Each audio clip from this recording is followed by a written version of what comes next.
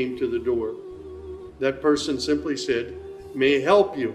I'm a Christian from the United States. Is it okay if I come inside?"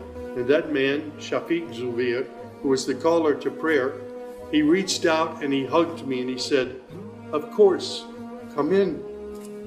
Hi, my name is Samuel Shropshire. I'm an American citizen living in Saudi Arabia.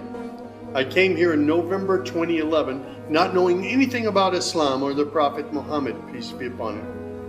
Most of what I had heard was extremely negative. In America, our news channels boosted their on-air ratings by regularly sensationalizing breaking news of terrorism.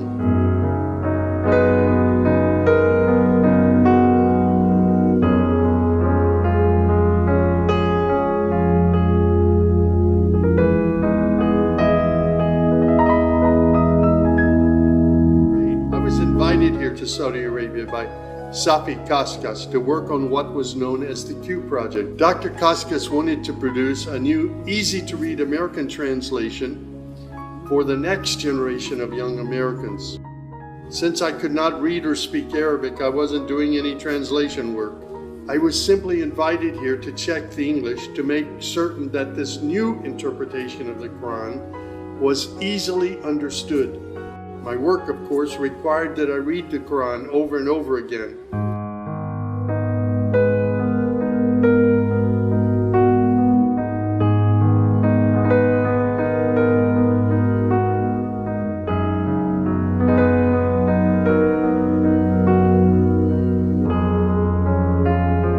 I was shocked as I read to find that Jesus, peace be upon him, was often mentioned in the Quran.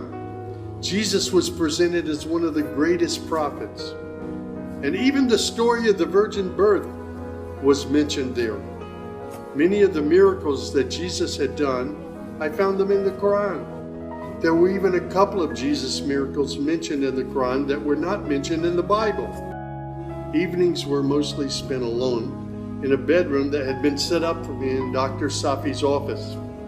At night, I would stand on the balcony of that building and I would look across a very busy boulevard to a mosque. And I would hear the calls to prayer. I would see men and women coming to the mosque and leaving the mosque. Children were playing football in the mosque parking lot. Except for the minaret, it appeared to me to look like a typical Christian church in America. My heart longed to be in that mosque. I felt compelled by God to go there. A few months later, I got up the courage to walk down the street and to knock on the door of Taqwa Mosque. Now, nobody knocks on the door of a mosque.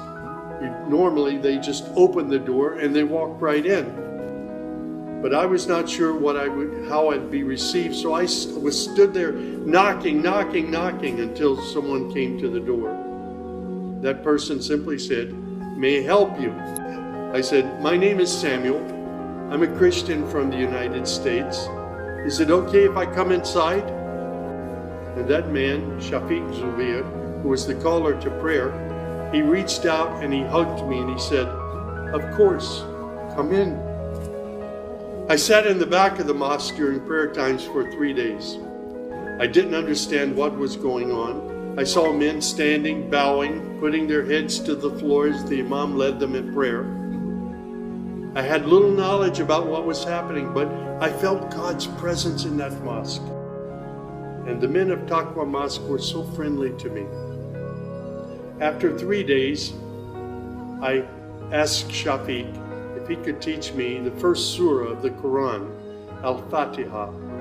This was a necessary element in praying the 5 daily prayers. I was memorizing sounds, but I didn't know what the sounds meant.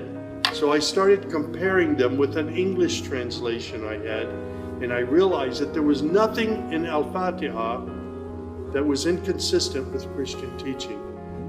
There I read the encouraging words that God was the most merciful, the distributor of mercy and forgiveness. My heart was being strangely touched by the words of the Quran and the love displayed by the men of Taqwa Mosque.